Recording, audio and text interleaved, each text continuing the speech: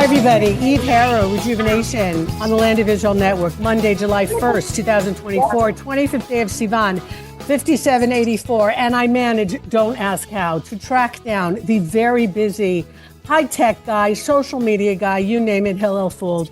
Fit me in between a few really important meetings. So we're going to make this fast, we're going to make this intense, and that's how Hillel does it. Hillel, you came out with a very possibly provocative article, in addition to all the millions of things that you're doing. Tell us about it.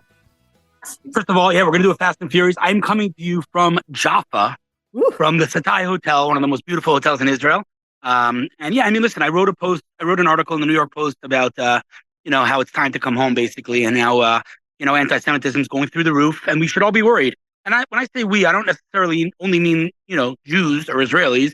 I mean the moral fabric of Western civilization is crumbling before our eyes, and we need to be cognizant of it. We need to be aware of it. We need to not lie to ourselves, and we, as humanity, need to do our part to reverse that trend, because it's a very worrying trend that will not end well. All right, so you and I know both feel that the Jews have played an outsized role in that Western civilization morality, that it's not subjective. There is right and there is wrong.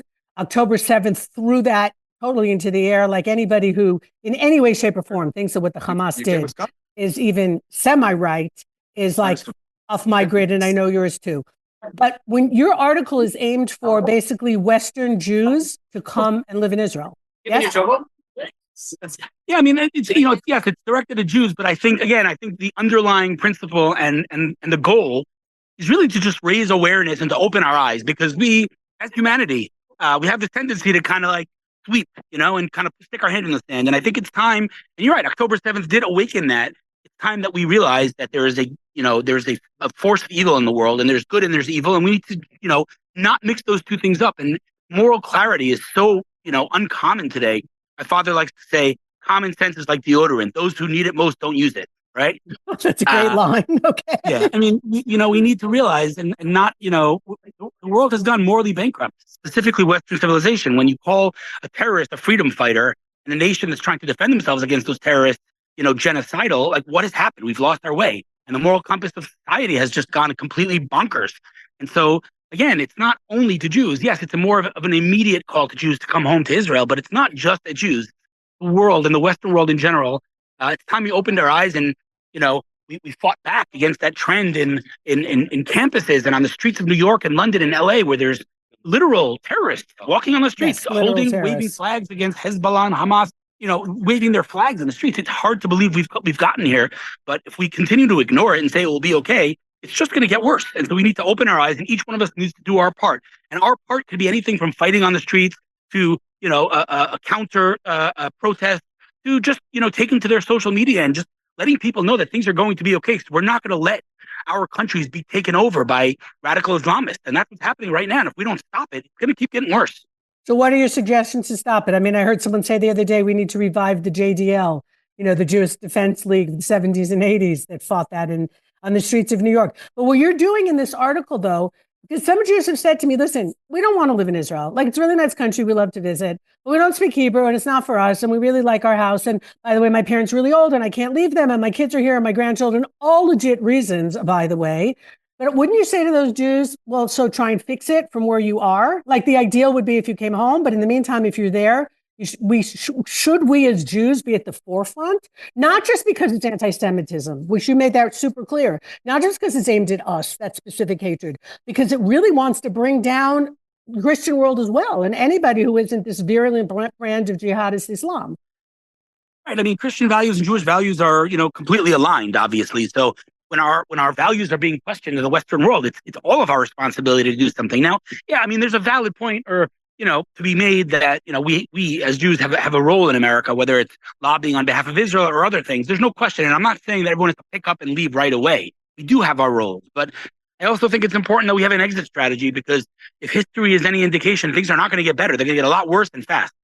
Yeah. But then people will say to me, well, listen, it's not so great in Israel right now. And you and I both know that. I mean, we have been crying every single day and ripping our hearts out because of our lack of leadership and what's happening here. So there's it's not so simple, but it never is. Yes and no. I mean, I don't actually agree with that point. While that's the Okay. point that I hear most often, there's a fundamental difference between a mission that fails and a lack of mission. Right? In Israel, the IDF's mission is to protect me and you. That's their mission. Now, they have failed miserably on October 7th, and there's no question about that. But there still is a mission. There is an army protecting us. Whereas in the United States or in Europe, there's no one protecting them. There is no mission. There's no one making sure they're not going to be beaten in the streets. I mean, Right. LA the other day was a little pogrom. Oh my God. Yeah. No one did anything. So it's Yeah. not like they failed at it. There is no one to protect them. No one cares. So that's a very real difference between, again, a mission that fails and a lack of mission. There is no one there that has your back. Here, there is someone that has your back. And yes, we fail sometimes. That's not the same thing at all. Mm-hmm.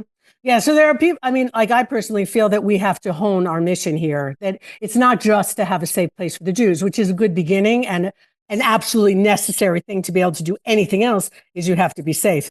But what I'm seeing here in Israel is like a major shift of things of what are we doing here? Like, what is our mission? Because we have so many different people pulling in so many different ways. Look, I'm a Torah believing Jew. I have tremendous faith. If I didn't have faith, I don't know. I think I would have gone insane in the last few months. Well, I don't know about why. that, honestly. I don't know that I agree with you. I just had this conversation this morning with someone.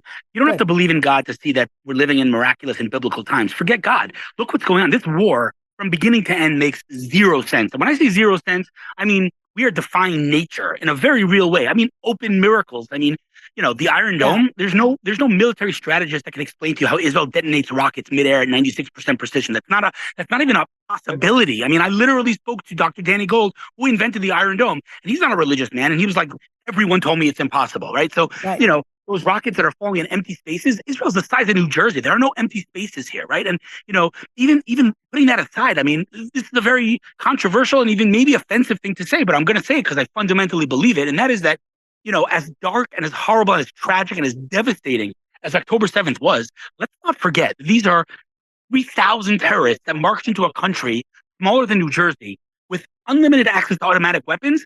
I would have expected them to kill 150,000 people, not 1,400. Now, 1,400 people killed is an absolute tragedy beyond belief.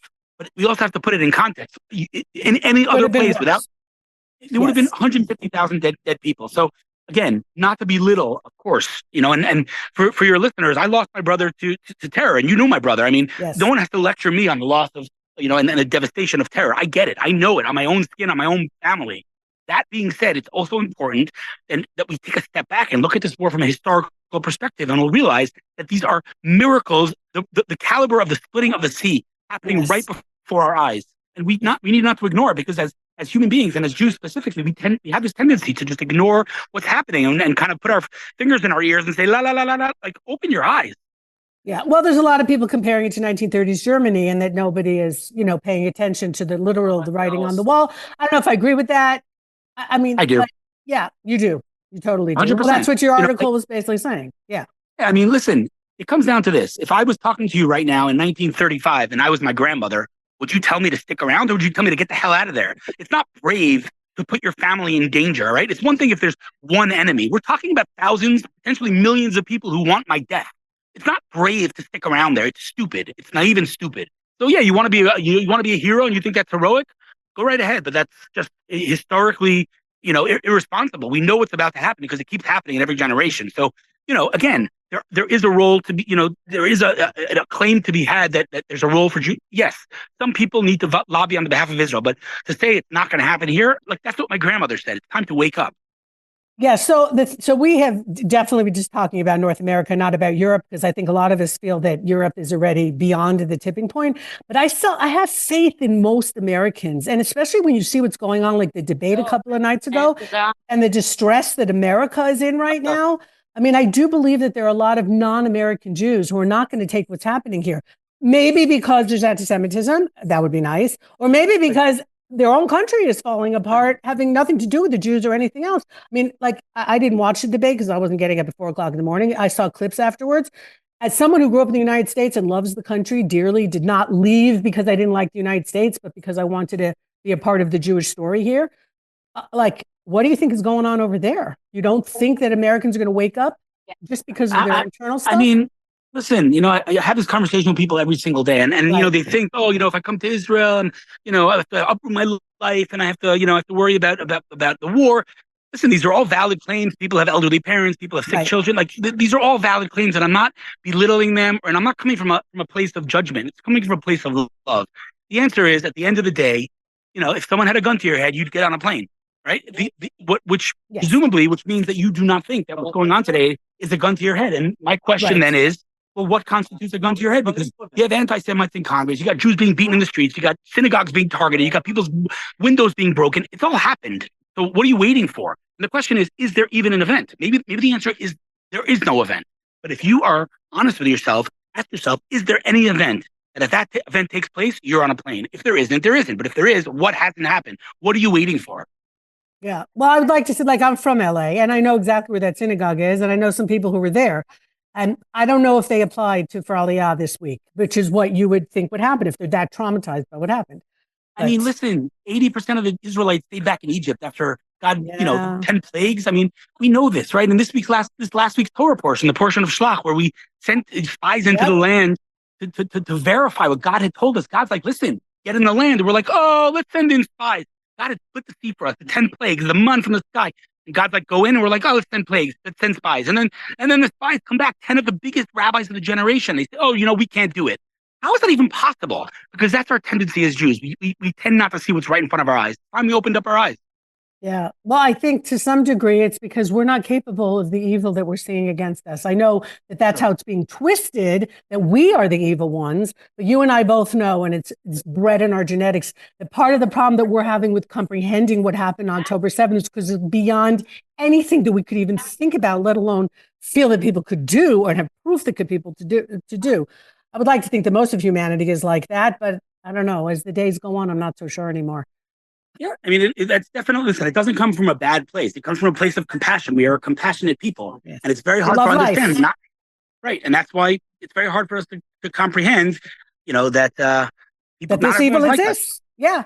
What kind of responses have you gotten to your article so far? Yeah, I mean, it's been mixed. I mean, some people said you're crazy and you're being alarmist. Other people said I completely agree with you. So it's like a typical day for Hillel Fuld, basically. Pretty much, yes.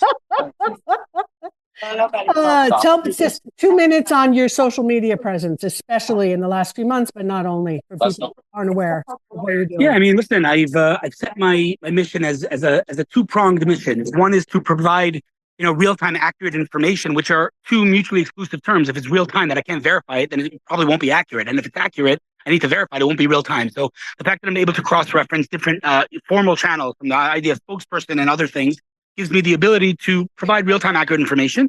And then the other part of my mission has been inward, which is to give people a reason to wake up in the morning, because we're all in deep mourning and devastation. And so if there's any good news, any inspirational videos, any milestones in the war, anything that I could share with our audience and our team, that's kind of my second half of my mission. And, I'm trying to help people get out of bed in the morning. It's not easy. We're all in a very dark place.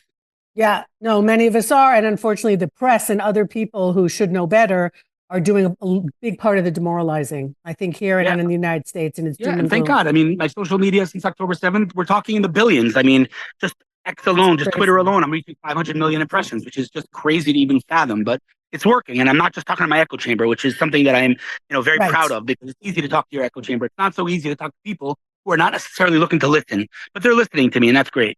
Yeah. Do you have, like, people are saying, you know what, you changed my mind, which would be huge. Yeah, tons of people, tons and tons of people. Yeah. Wow. That's incredible and amazing. Hillel Fuld, thank you so much for what you're doing. I'll let you get back. And okay. And we keep do this like every little bit, since it's only anytime. Anytime. Take care. Keep doing what you're doing. Thanks. All of us. Take care. Bye. Okay. Bye. All right, everybody. Short and to the point, which is what Hillel is. And if you haven't followed him, you should. And if you disagree with him, that's great. Because as you could hear, like, I don't agree with everything he says also, but he calls it as he sees it. And he also makes sure that, well, we've been talking a lot about the emperor being naked. I mean, one of the things that really struck me with this whole Biden fiasco is how many people had to stand on their head, to still say, no, the guy isn't demented, or to say, well, up until last week, he wasn't demented, which is why I thought he would make a great president. But now I'm rethinking it. It's like, come on, there's so much. I don't know if it's flat out dishonesty. I'm sure it's a part of all of that. flat out dishonesty because you want to keep your readership, you want to keep whatever money's flowing to you, whoever's supporting you, whatever it is. And part of it is a human tendency to have really a very difficult time in saying that I was wrong. All right. And for me, it's like wild because this is all the stuff that the Tanakh talks about. The leadership of Judah is because he admitted he was wrong. And so many other people who just can't get past that and can't get past that the way their worldview was baseless. No, it was baseless, but it didn't hold up to scrutiny. And we're seeing that. We're definitely seeing that in Israel here in the last few months. People who really, really thought that if we just gave the Arabs what they wanted, they would like us. And I'm still seeing it, the difficulty in understanding that there is absolutely nothing we can do to appease them. They hate us for who we are. And I've been reading, if you guys aren't following the Gatestone Institute, you should. They put up a lot of articles about how the Christians are just being slaughtered, especially in North Africa, but not only, and all the terrible things that are happening, again, usually, almost always, in the name of Islam. So there's something seriously wrong with that religion. And I'm sorry if it offends everybody, but you guys have responsibility for your own religion, like I have responsibility for mine. And I call out the things that I don't like in Judaism. And if everybody does that and calls out the things that are wrong in their own religion, then maybe we can actually clean up the name of God, which is being abused all the time and horrible things are being done in that name. So, but it is important to be well informed from sources that are reliable. And I know that Hillel himself has a couple of times taken down posts or apologized for posts and say, this was sent to me by a reliable source, and it turns out that they were not. I'm going to find out and not use them blindly anymore, but I want to apologize and walk that back. And that is also the sign of somebody, who's taking responsibility for what he's doing and understands the enormity of the impact that he can make, both good and bad. And he's really one of the soldiers right now for Israel in that sense. Definitely maybe the number one on the social media platforms. And if you're not following him, you really should. I'm so glad we got a few minutes with him because this was like last second. And I read the article that he put in the post, and I have my own feeling about it. I've talked to you guys about that. I was last month, I was asked to be a part of an Aliyah forum, and I am, I'd never come out and say that people should make Aliyah. Everybody's got their own ideas and their own ways of doing things. And Israel's not for everybody, as much as I feel like on a theological level that all of my nation, all of my tribe belongs here. I certainly am not naive enough to, understand it doesn't work for everybody. It just doesn't work for everybody. And I will disagree with Hill on that. I don't think that we're approaching Kristallnacht. I hope that I'm right and he's wrong.